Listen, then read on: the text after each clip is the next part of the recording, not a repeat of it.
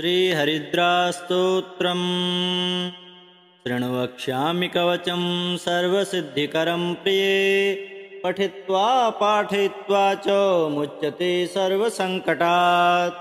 अज्ञात्वा कवचं देवी गणेशस्य मनुं जपेत्। सिद्धिर्न जायते तस्य कल्पकोटिशतैरपि। ॐ आमोदस्य शिरः पातु प्रमोदस्य शिखोपरि। सम्मोदो भ्रूयुगे पातु भ्रूमध्ये च गणाधिप। गणाक्रीडो नेत्रयुगं नाशायां गणनायक। गणक्रीडान्वितः पातु वदने सर्वसिद्धये। जिह्वायां सुमुखः पातु ग्रीवायां दुर्मुखः सदा। विघ्नेशो हृदये पातु विघ्ननाथस्य वक्षसि। गणानां नायकः पातु बाहुयुग्मं सदा मम। विघ्नकर्ता च उदरे विघ्नहर्ता च लिङ्गके। गजवक्त्रः कटिदेशे एकदन्तो नितम्बके। लम्बोदरः सदा पातु गुह्यदेशे ममारुणः। व्यालयज्ञोपवीते मां पादुपादियुगे सदा। जापकः सर्वदा पातु जानुजङ्घे गणाधिप। हरिद्रः सर्वदा पातु सर्वाङ्गे गणनायकः। य इदं प्रपठे नित्यं गणेशस्य महेश्वरी। कवचं सर्वसिद्धाख्यं सर्वविघ्नविनाशनं। सर्वसिद्धिकरं साक्षात् सर्वपापविमोचनं। सर्वसम्पत्प्रदं साक्षात् सर्वदुःखविमोक्षणं। सर्वापत्तिप्रशमनं सर्वशत्रुक्षयङ्करम्। ग्रहपीडाज्वरारोगा ये चान्ये गुह्यकादयः। पठनाद्धारणाद्देवो नाशमायन्ति तत्क्षणात्। धनधान्यकरं देवी कवचं सुरपूजितं। समं नास्ति महेशानि त्रैलोक्ये कवचस्य च। हरिद्रस्य महादेवी विघ्नराजस्य भूतले। किमन्ये रसदालापैर्यत्रायुर्व्ययतामिया। शृण्वक्ष्यामि कवचं सर्वसिद्धिकरं प्रिये। पठित्वा पाठयित्वा च मुच्यते सर्वसङ्कटात्। अज्ञात्वा कवचं देवी गणेशस्य मनुं जपेत्। सिद्धिर्न जायते तस्य कल्पकोटिशतैरपि। ॐ आमोदस्य शिरः पातु प्रमोदस्य शिखोपरि। सम्मोदो भ्रूयुगे पातु भ्रूमध्ये च गणाधिप। गणाक्रीडो नेत्रयुगं नाशायां गणनायक। गणक्रीडान्वितः पातु वदने सर्वसिद्धये। जिह्वायां सुमुखः पातु ग्रीवायां दुर्मुखः सदा। विघ्नेशो हृदये पातु विघ्ननाथस्य वक्षसि। गणानां नायकः पातु बाहुयुग्मं सदा मम। विघ्नकर्ता च उदरे विघ्नहर्ता च लिङ्गके। गजवक्त्रः कटिदेशे एकदन्तो नितम्बके। लम्बोदरः सदा पातु गुह्यदेशे ममारुणः। व्यालयज्ञोपवीते मां पादुपादियुगे सदा। जापकः सर्वदा पातु जानुजङ्घे गणाधिप। हरिद्रः सर्वदा पातु सर्वाङ्गे गणनायकः। य इदं प्रपठे नित्यं गणेशस्य महेश्वरी। कवचं सर्वसिद्धाख्यं सर्वविघ्नविनाशनं। सर्वसिद्धिकरं साक्षात् सर्वपापविमोचनं। सर्वसम्पत्प्रदं साक्षात् सर्वदुःखविमोक्षणं। सर्वापत्तिप्रशमनं सर्वशत्रुक्षयङ्करम्। ग्रहपीडाज्वरारोगा ये चान्ये गुह्यकादयः। पठनाद्धारणाद्देवो नाशमायन्ति तत्क्षणात्। धनधान्यकरं देवी कवचं सुरपूजितं। समं नास्ति महेशानि त्रैलोक्ये कवचस्य च। हरिद्रस्य महादेवी विघ्नराजस्य भूतले। किमन्ये रसदालापैर्यत्रायुर्व्ययतामिया। शृण्वक्ष्यामि कवचं सर्वसिद्धिकरं प्रिये। पठित्वा पाठयित्वा च मुच्यते सर्वसङ्कटात्।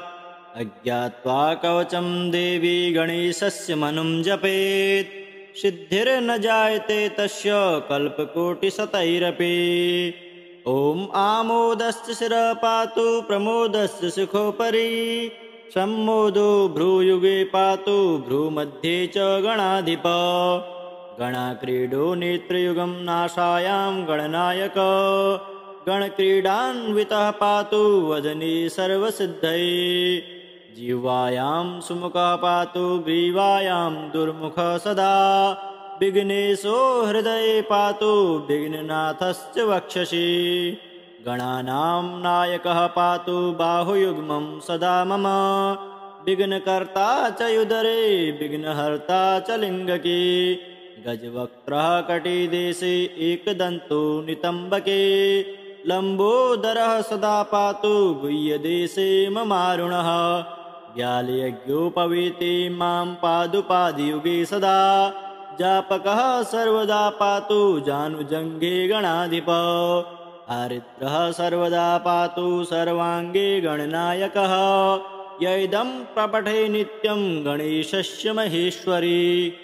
कवचं सर्वसिद्धाख्यं सर्वविघ्नविनाशनं, सर्वसिद्धिकरं साक्षात् सर्वपापविमोचनं, सर्वसम्पत्प्रदं साक्षात् सर्वदुःखविमोक्षणं, सर्वापत्तिप्रशमनं सर्वशत्रुक्षयङ्करं। ग्रहपीडाज्वरारोगा ये चान्ये गुह्यकादयः, पठनाद्धारणाद्देवो नाशमायन्ति तत्क्षणात्।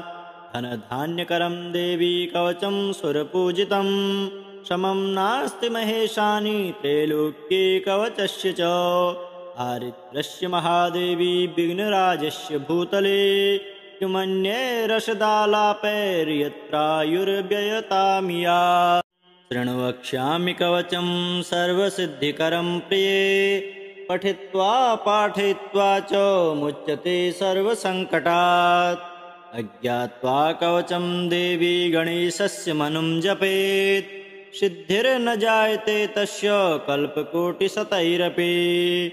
ॐ आमोदस्य शिरः पातु प्रमोदस्य शिखोपरि, सम्मोदो भ्रूयुगे पातु भ्रूमध्ये च गणाधिप।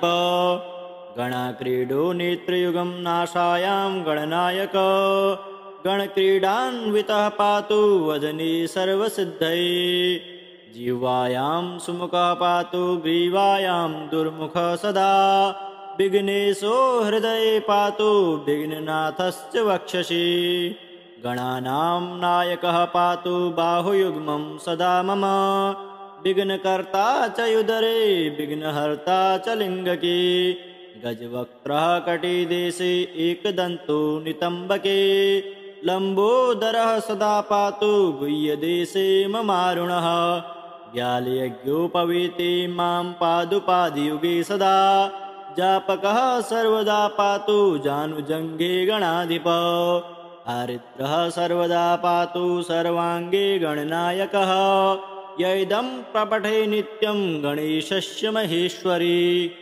कवचं सर्वसिद्धाख्यं सर्वविघ्नविनाशनं, सर्वसिद्धिकरं साक्षात् सर्वपापविमोचनं, सर्वसम्पत्प्रदं साक्षात् सर्वदुःखविमोक्षणं, सर्वापत्तिप्रशमनं सर्वशत्रुक्षयङ्करं।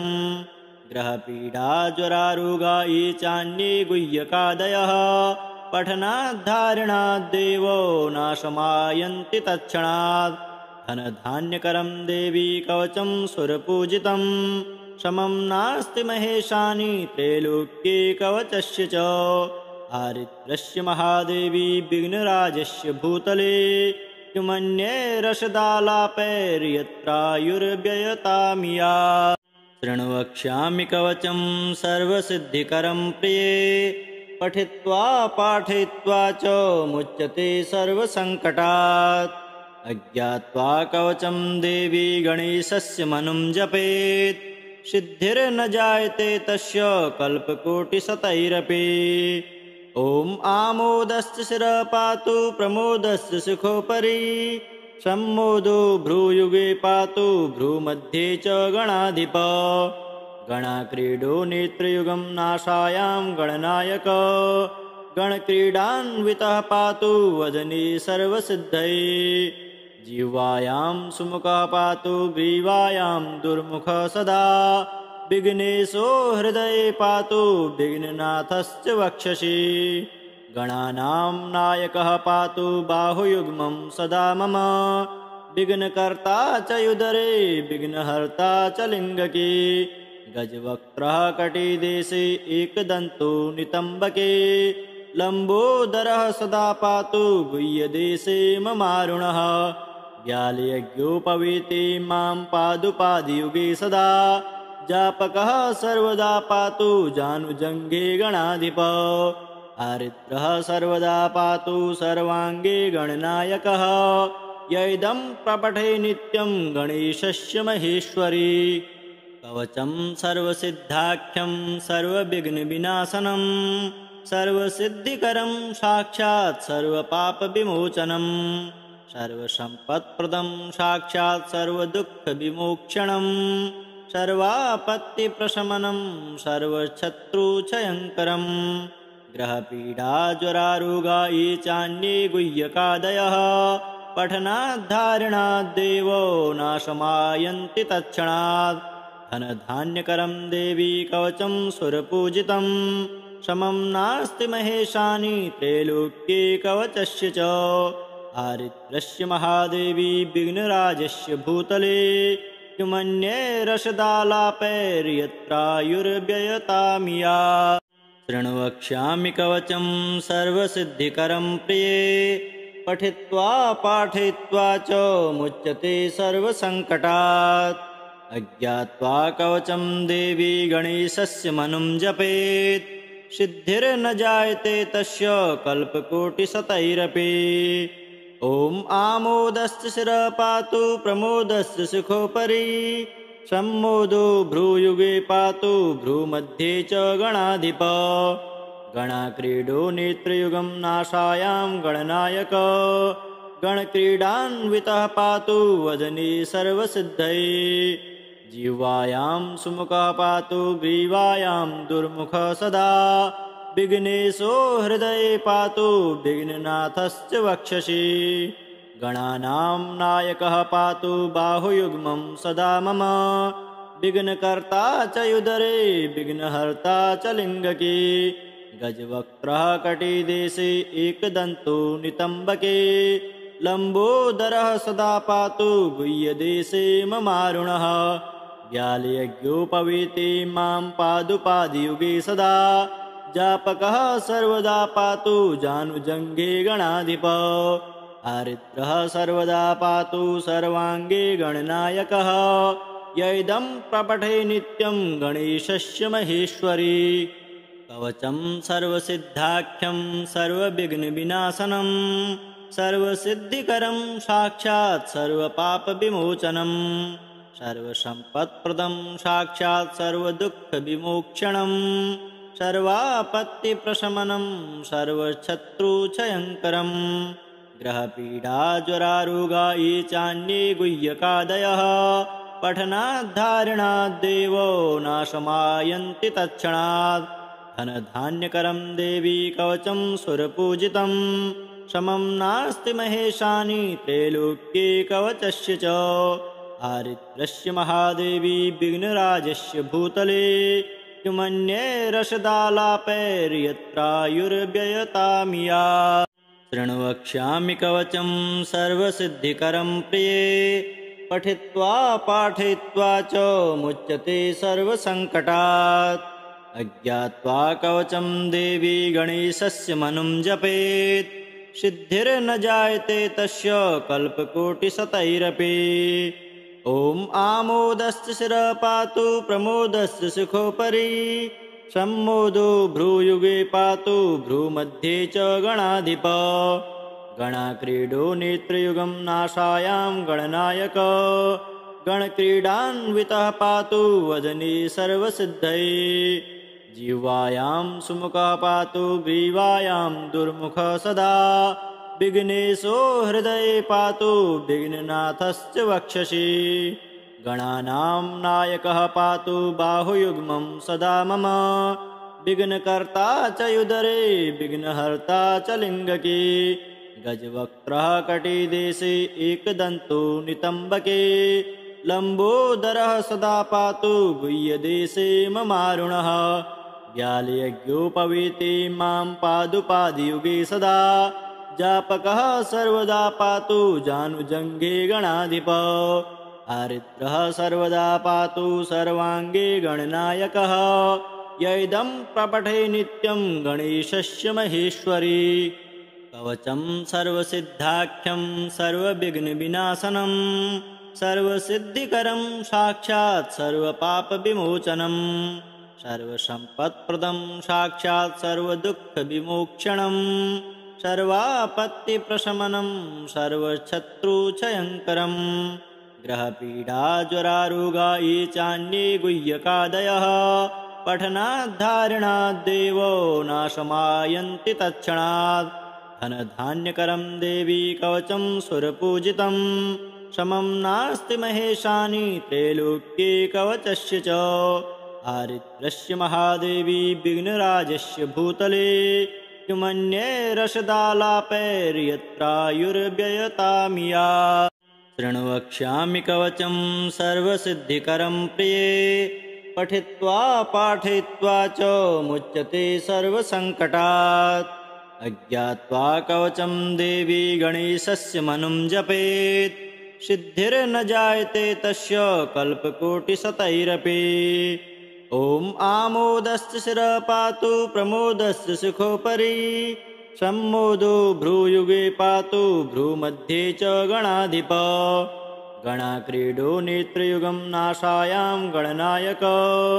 गणक्रीडान्वितः पातु वदने सर्वसिद्धये जिह्वायां सुमुखः पातु ग्रीवायां दुर्मुखः सदा विघ्नेशो हृदये पातु विघ्ननाथश्च वक्षसि गणानां नायकः पातु बाहुयुग्मं सदा मम विघ्नकर्ता च युदरे विघ्नहर्ता च लिङ्गके गजवक्त्रः कटिदेशे एकदन्तो नितम्बके लम्बोदरः सदा पातु गुह्यदेशे ममारुणः व्यालयज्ञोपवीते मां पादुपादियुगे सदा जापकः सर्वदा पातु जानुजङ्गे गणाधिप हरिद्रः सर्वदा पातु सर्वाङ्गे गणनायकः य इदं प्रपठे नित्यं गणेशस्य महेश्वरी कवचं सर्वसिद्धाख्यं सर्वविघ्नविनाशनं सर्वसिद्धिकरं साक्षात् सर्वपापविमोचनं सर्वसम्पत्प्रदं साक्षात् सर्वदुःखविमोक्षणं सर्वापत्तिप्रशमनं सर्वशत्रुक्षयङ्करं ग्रहपीडाज्वरारोगा ये चान्ये गुह्यकादयः पठनाद्धारणाद्देवो नाशमायन्ति तत्क्षणात् धनधान्यकरं देवी कवचं सुरपूजितं समं नास्ति महेशानि त्रैलोक्ये कवचस्य च हरिद्रस्य महादेवी विघ्नराजस्य भूतले किमन्ये रसदालापैर्यत्रायुर्व्ययतामिया शृणु वक्ष्यामि कवचं सर्वसिद्धिकरं प्रिये पठित्वा पाठयित्वा च मुच्यते सर्वसङ्कटात् अज्ञात्वा कवचं देवी गणेशस्य मनुं जपेत् सिद्धिर्न जायते तस्य कल्पकोटिशतैरपि ॐ आमोदस्य शिरः पातु प्रमोदस्य शिखोपरि सम्मोदो भ्रूयुगे पातु भ्रूमध्ये च गणाधिप गणाक्रीडो नेत्रयुगं नाशायां गणनायक गणक्रीडान्वितः पातु वदने सर्वसिद्धये जिह्वायां सुमुखः पातु ग्रीवायां दुर्मुखः सदा विघ्नेशो हृदये पातु विघ्ननाथश्च वक्षसि गणानां नायकः पातु बाहुयुग्मं सदा मम विघ्नकर्ता च युदरे विघ्नहर्ता च लिङ्गके गजवक्त्रः कटिदेशे एकदन्तो नितम्बके लम्बोदरः सदा पातु गुह्यदेशे ममारुणः व्यालयज्ञोपवीते मां पादुपादियुगे सदा जापकः सर्वदा पातु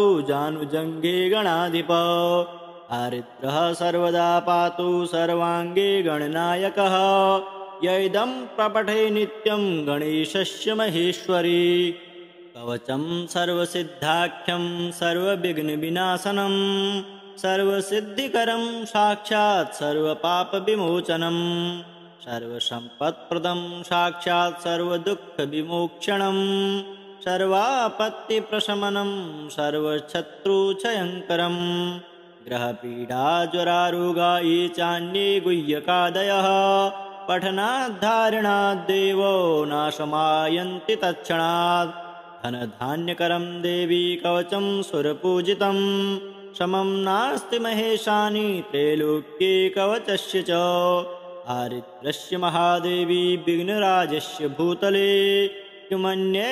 रसदालापैर्यत्रायुर्व्ययतामिया शृणु वक्ष्यामि कवचं सर्वसिद्धिकरं प्रिये पठित्वा पाठयित्वा च मुच्यते सर्वसङ्कटात् अज्ञात्वा कवचं देवी गणेशस्य मनुं जपेत् सिद्धिर्न जायते तस्य कल्पकोटिशतैरपि ॐ आमोदस्य शिरः पातु प्रमोदस्य शिखोपरि सम्मोदो भ्रूयुगे पातु भ्रूमध्ये च गणाधिप गणाक्रीडो नेत्रयुगं नाशायां गणनायक गणक्रीडान्वितः पातु वदने सर्वसिद्धये जिह्वायां सुमुखः पातु ग्रीवायां दुर्मुखः सदा विघ्नेशो हृदये पातु विघ्ननाथश्च वक्षसि गणानां नायकः पातु बाहुयुग्मं सदा मम विघ्नकर्ता च उदरे विघ्नहर्ता च लिङ्गके गजवक्त्रः कटिदेशे एकदन्तो नितम्बके लम्बोदरः सदा पातु गुह्यदेशे ममारुणः व्यालयज्ञोपवीते मां पादुपादियुगे सदा जापकः सर्वदा पातु जानुजङ्गे गणाधिप हरिद्रः सर्वदा पातु सर्वाङ्गे गणनायकः य इदं प्रपठे नित्यं गणेशस्य महेश्वरी कवचं सर्वसिद्धाख्यं सर्वविघ्नविनाशनं सर्वसिद्धिकरं साक्षात् सर्वपापविमोचनं सर्वसम्पत्प्रदं साक्षात् सर्वदुःखविमोक्षणं सर्वापत्तिप्रशमनं सर्वशत्रुक्षयङ्करं ग्रहपीडाज्वरारोगा ये चान्ये गुह्यकादयः पठनाद्धारणाद्देवो नाशमायन्ति तत्क्षणात् धनधान्यकरं देवी कवचं सुरपूजितं समं नास्ति महेशानि त्रैलोक्ये कवचस्य च हरिद्रस्य महादेवी विघ्नराजस्य भूतले किमन्ये रसदालापैर्यत्रायुर्व्ययतामिया शृणु वक्ष्यामि कवचं सर्वसिद्धिकरं प्रिये पठित्वा पाठयित्वा च मुच्यते सर्वसङ्कटात् अज्ञात्वा कवचं देवी गणेशस्य मनुं जपेत् सिद्धिर्न जायते तस्य कल्पकोटिशतैरपि ॐ आमोदस्य शिरः पातु प्रमोदस्य शिखोपरि सम्मोदो भ्रूयुगे पातु भ्रूमध्ये च गणाधिप गणाक्रीडो नेत्रयुगं नाशायां गणनायक गणक्रीडान्वितः पातु वदने सर्वसिद्धये जिह्वायां सुमुखः पातु ग्रीवायां दुर्मुखः सदा विघ्नेशो हृदये पातु विघ्ननाथश्च वक्षसि गणानां नायकः पातु बाहुयुग्मं सदा मम विघ्नकर्ता च उदरे विघ्नहर्ता च लिङ्गके गजवक्त्रः कटिदेशे एकदन्तो नितम्बके लम्बोदरः सदा पातु गुह्यदेशे ममारुणः व्यालयज्ञोपवीते मां पादुपादियुगे सदा जापकः सर्वदा पातु जानुजङ्गे गणाधिप हरिद्रः सर्वदा पातु सर्वाङ्गे गणनायकः य इदं प्रपठे नित्यं गणेशस्य महेश्वरी कवचं सर्वसिद्धाख्यं सर्वविघ्नविनाशनं सर्वसिद्धिकरं साक्षात् सर्वपापविमोचनं सर्वसम्पत्प्रदं साक्षात् सर्वदुःखविमोक्षणं सर्वापत्तिप्रशमनं सर्वशत्रुक्षयङ्करं ग्रहपीडाज्वरारोगा ये चान्ये गुह्यकादयः पठनाद्धारणाद्देवो नाशमायन्ति तत्क्षणात् धनधान्यकरं देवी कवचं सुरपूजितं समं नास्ति महेशानि त्रैलोक्ये कवचस्य च हारिद्रस्य महादेवी विघ्नराजस्य भूतले किमन्ये रसदालापैर्यत्रायुर्व्ययतामिया शृणु वक्ष्यामि कवचं सर्वसिद्धिकरं प्रिये पठित्वा पाठयित्वा च मुच्यते सर्वसङ्कटात् अज्ञात्वा कवचं देवी गणेशस्य मनुं जपेत् सिद्धिर्न जायते तस्य कल्पकोटिशतैरपि ॐ आमोदस्य शिरः पातु प्रमोदस्य शिखोपरि सम्मोदो भ्रूयुगे पातु भ्रूमध्ये च गणाधिप गणाक्रीडो नेत्रयुगं नाशायां गणनायक गणक्रीडान्वितः पातु वदने सर्वसिद्धये जिह्वायां सुमुखः पातु ग्रीवायां दुर्मुखः सदा विघ्नेशो हृदये पातु विघ्ननाथश्च वक्षसि गणानां नायकः पातु बाहुयुग्मं सदा मम विघ्नकर्ता च उदरे विघ्नहर्ता च लिङ्गके गजवक्त्रः कटिदेशे एकदन्तो नितम्बके लम्बोदरः सदा पातु गुह्यदेशे ममारुणः व्यालयज्ञोपवीते मां पादुपादियुगे सदा जापकः सर्वदा पातु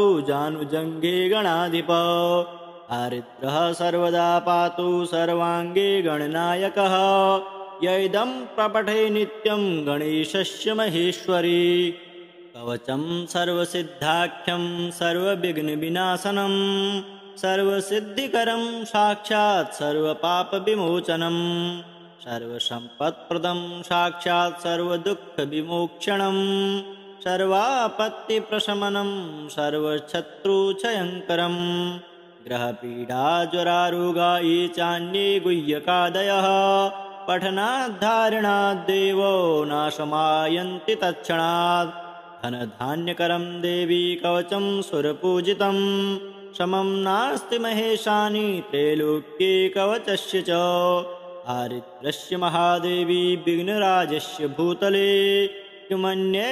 रसदालापैर्यत्रायुर्व्ययतामिया शृणु वक्ष्यामि कवचं सर्वसिद्धिकरं प्रिये पठित्वा पाठयित्वा च मुच्यते सर्वसङ्कटात् अज्ञात्वा कवचं देवी गणेशस्य मनुं जपेत् सिद्धिर्न जायते तस्य कल्पकोटिशतैरपि ॐ आमोदस्य शिरः पातु प्रमोदस्य शिखोपरि सम्मोदो भ्रूयुगे पातु भ्रूमध्ये च गणाधिप गणाक्रीडो नेत्रयुगं नाशायां गणनायक गणक्रीडान्वितः पातु वदने सर्वसिद्धये जिह्वायां सुमुखः पातु ग्रीवायां दुर्मुखः सदा विघ्नेशो हृदये पातु विघ्ननाथश्च वक्षसि गणानां नायकः पातु बाहुयुग्मं सदा मम